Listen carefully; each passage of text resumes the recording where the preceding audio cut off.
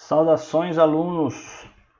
Estamos aqui novamente para falar sobre a ferramenta Excel. Hoje nós vamos falar sobre tipos de operadores.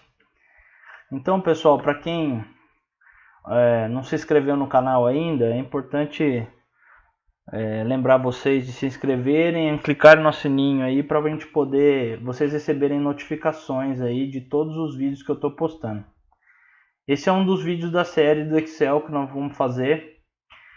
E eu acredito que isso aqui vai ser muito útil para vocês, tá? Então hoje vamos falar um pouquinho de tipos de operadores. Professor, como é que funciona o Excel e quais são os tipos de operadores que eu posso usar no Excel, tá? Então o Excel eu já falei na aula passada, lá na introduçãozinha da importância do Excel, que ele é uma função, trabalha com uma matriz, né? Onde eu tenho linhas e colunas. As colunas aqui são representadas pelas letras e as linhas pelos números, tá? É importante que vocês lembrem que tudo aquilo que a gente for fazer no Excel, a gente vai ter que declarar referências. Nas próximas aulas, a gente vai falar um pouquinho sobre essas referências e de como utilizá-las. Hoje eu vou usar um exemplo mais simples de referência, né? Só para a gente testar esses operadores matemáticos. Então, toda vez que vocês forem trabalhar com Excel, vocês vão ter que usar algum desses operadores matemáticos que eu tenho representado aqui, tá, pessoal? Não é uma coisa muito difícil de saber, não, tá? Vamos começar nos operadores aritméticos, né? Que são os mais simples que vocês usam aí. Então a adição é muito simples, é um mais. Eu vou colocar aqui alguns exemplos, tá, pessoal? Para a gente exemplificar aí com mais propriedade esses operadores, aqueles que a gente consiga exemplificar, né? Então eu vou colocar dois números aqui em duas células, tá? 1 e o 2, por exemplo, e aqui na célula C2, então já estou dando referência, né? C2, né? Então bem aqui nessa célula, eu vou colocar a somatória desses dois números. Eu vou somar o 1 mais o 2. Como é que eu faria isso? Então eu tenho duas maneiras de fazer isso, né? A primeira e mais fácil, que nós vamos tratar hoje aqui, é simplesmente eu colocando igual. Então toda vez que vocês forem fazer uma operação aritmética, eu tenho que começar a minha função, a minha expressão com o igual, tá certo? E daí eu vou clicar igual este, que é o A2, né? Mais este aqui, que é o B2, eu dou um Enter, né? E daí ele já traz um resultado para mim. Hoje, pessoal, a gente não vai falar sobre formatação, isso aí tem um próximo vídeo, tá? Mas do jeito que está aqui, bem cru, ele já traz um número sem casas depois da vírgula. A não ser que ele tenha alguma casinha depois da vírgula, por exemplo. 1.1 mais 2, ele vai trazer o 3.1, tá? Então, quando vocês quiserem somar, né, vocês só coloquem o sinal de mais, tá? Se fosse subtração, é só trocar o sinal de mais por menos e daí eu já tenho a subtração. Multiplicação é um asterisco, né, bem simplesinho. Divisão é uma barra, tá? Porcentagem, bom, daí é o seguinte, pessoal. Se eu for trabalhar com porcentagem aqui, o Excel, vocês vão ver na próxima aula, que é a aula de formatação de célula, toda vez que eu coloco um porcento, eu trabalho com... O Excel enxerga o número dividido por 100, tá? Então aqui, por exemplo, deu 0,5 e eu formatar aqui, colocar em porcentagem, né, isso aqui, e colocar igual isso aqui, ele já vai dar 50%, tá? Então toda vez que eu trabalhar com um valor porcentagem, ele já vai entender que esse valor é dividido por 100, tá? Eu não gosto de trabalhar muito dessa forma porque isso isso traz uma falsa sensação de que o número que eu vou usar para fazer a próxima conta, por exemplo, é o 50. Não é o 50. Então, se eu colocar aqui 1, por exemplo, e somar esses dois valores aqui, olha só o que vai dar. 150%, porque ele entende que esse 1, o fato de não estar escrito porcento, ele vai me dizer que isso aqui vale 100%. Então, se eu colocar assim, ó, 100%, aí ele vai dar os 150%. Se eu colocar 1%, aí ele vai me dar 51%. Então, tem diferença nisso. Então, toda vez que você coloca a porcentagem na frente de um número, ele entende que é esse número dividido por 100, tá? E é muito importante vocês entenderem como o Excel pensa para vocês não fazerem contas da forma errada, tá? Se for uma exponenciação, né, aqui obviamente eu vou ter que inverter, vou colocar dois números aqui, 2, né, então 2 ao quadrado seria isso, né, 2 elevado a 2, é só colocar um circunflexo aqui, né? Então, 4, tá? É muito simplesinho. Ah, professor, e aí, se fosse raiz? Bom, toda vez que a gente trata de raiz, né? A raiz é sempre o número elevado, se for raiz quadrada, elevado a meio, por exemplo, né? Então, eu teria que elevar a meio, se fosse o caso aqui. Mas eu tenho uma outra função também chamada de raiz, que mais para frente a gente pode dizer, tá? Mas a exponenciação é dessa forma. Você pode tanto elevar números inteiros ou frações de número, que vai dar e tirar a raiz quadrada, raiz a terceira e assim sucessivamente, tá, pessoal? Então é bem simplesinho. Bom, os operadores lógicos aqui, saindo do aritmético, entrando para os lógicos, aí vocês vão usar mais em funções lógicas, né, que nós vamos aprender mais para frente. Mas é importante vocês saberem que o igual, como aqui já está, né, o igual ele é basicamente usado em todas as funções aritméticas, né? O menor ou igual, a gente não tem condição de desenhar o símbolo menor ou igual, então é o menor seguido de um igual, tá?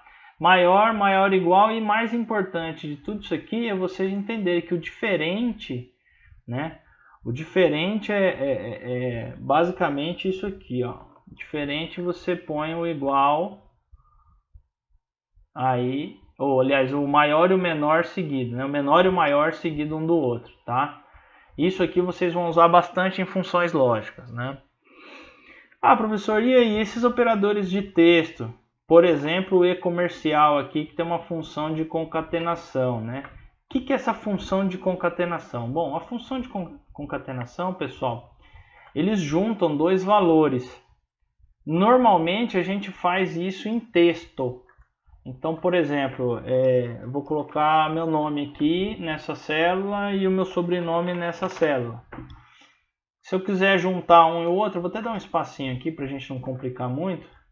Se eu quiser juntar esses dois aqui, é só colocar o e-comercial. Então, isso aqui, e-comercial, isso aqui, ele vai juntar os dois nomes numa célula só, tá, pessoal? Então, quando que a gente usa bastante essa concatenação? Quando eu tenho que criar uma condição onde duas informações têm que ser tratadas juntas de forma individual. Então, por exemplo, se eu quisesse filtrar aqui mais para frente, achar todos os Caios, eu ia achar todos os Caios. Mas eu não quero todos os Caios, eu quero só o Caio Kurimori. E aí eu estou separado em duas colunas, eu posso criar uma terceira coluna juntando essas duas informações, criando um indivíduo, criando o Caio Kurimori. Eu quero saber tudo aquilo que está referente ao Caio Kurimori dentro da minha planilha, certo? Então é basicamente isso aí, a função de concatenação. E a função de operador de conjunto e operador de união, nós vamos falar um pouquinho para frente, mas basicamente nas funções de somatória a gente tem muito claro isso aqui. Então, quando a gente vai quer que o Excel enxergue uma seleção de células, um conjunto de seleção de células, nós usamos os dois pontos. Quando a gente quer que use um conjunto aqui, pule uma parte, seja um outro conjunto, por exemplo, a gente usa o operador de união. Então eu estou tratando este conjunto aqui e este conjunto aqui, tá? Mas a gente vai conseguir ver isso aí mais nas funções avançadas um pouquinho para frente, tá, pessoal? Eu espero que vocês tenham entendido, assim, em tese, quais operadores que a gente usa, né? Para que serve cada um deles. Obviamente, os operadores lógicos vocês vão entender quando tiver funções lógicas. Concatenação, deu para ter uma ideia do que ele representa e quando que a gente usa. Os operadores de referência também, uma explicação muito breve, e depois a gente volta a falar sobre eles nas funções, tá? E os operadores aritméticos são os mais importantes para vocês gerarem funções, né? Então, sem esses operadores dessa forma como foi colocado aqui, vocês não têm condição de gerar função nenhuma. Lembrando que para fazer qualquer continha no Excel, vocês têm que preceder a sua função de um igual, senão ele não enxerga como uma função. Vou dar um exemplo aqui. Se eu não escrever igual, eu colocar apenas, né? Tirar o igual aqui, por exemplo, né? E deixar, ele vai enxergar isso aqui como um simples texto. Ele não vai enxergar isso aqui como uma função, né? A partir do momento que eu coloco igual, ele fala assim, opa, eu tenho que fazer conta com esses dois caras aqui da forma como está escrito, tá? Bom, pessoal, além desses operadores, um operador, um símbolo que não está declarado aqui na transparência, aqui na lateral, seria o uso dos parênteses, né? Quando a gente trabalha com expressões, em geral a gente usa parênteses, colchetes e chaves, né? Para determinar quais são as prioridades de cálculo que são feitas, né? No caso do Excel, a gente não tem parênteses, colchetes e chaves, nós temos apenas parênteses, né? Então, se a gente for imaginar, eu vou colocar uma série de 4 números aqui, para que a gente possa fazer uma expressãozinha para vocês entenderem. Vou até tirar essa porcentagem aqui, colocar ele como número, aliás, geral, e vou colocar um valor de 6, para a gente entender como é que o Excel pensa com relação à separação de algumas funções.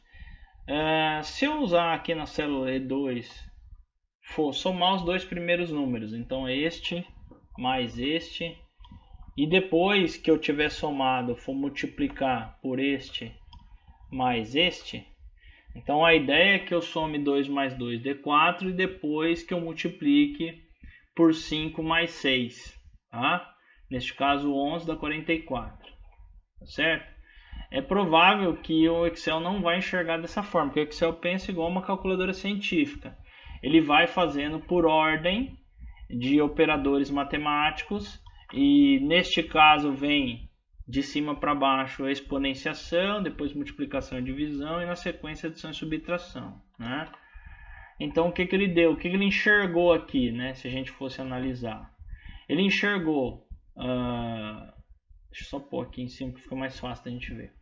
Ele enxergou, primeiro eu vou fazer a multiplicação, então ele fez 2 vezes 5, que dá 10, e depois somou 2, e depois somou 6, tá? Que daria 18. O que eu teria que fazer para que não acontecesse isso? Então eu coloco o parênteses dizendo, olha, eu quero que faça primeiro essa soma, depois eu quero que faça esta soma e depois eu quero que multiplique. Então esta é a ordem, tá? E aí sim ele daria o valor de 44, tá, pessoal? Mas vamos falar assim que eu gostaria, na verdade, de ter uma outra condição. Eu gostaria de fazer primeiro a soma, depois eu multiplicaria pelo C2, certo? Para depois somar pelo D2. Por último, eu somaria com 6. né? Então, olha só, eu não tenho aqui o colchetes que normalmente eu teria, né? Eu teria dois parênteses, um parênteses dentro do outro, tá? Para declarar isso. Vamos ver o que vai dar. 26, óbvio, né? Então, eu somaria o 2 mais 2, que dá 4, vezes 5, depois na sequência, né? Que dá 20, mais o 6 dá 26.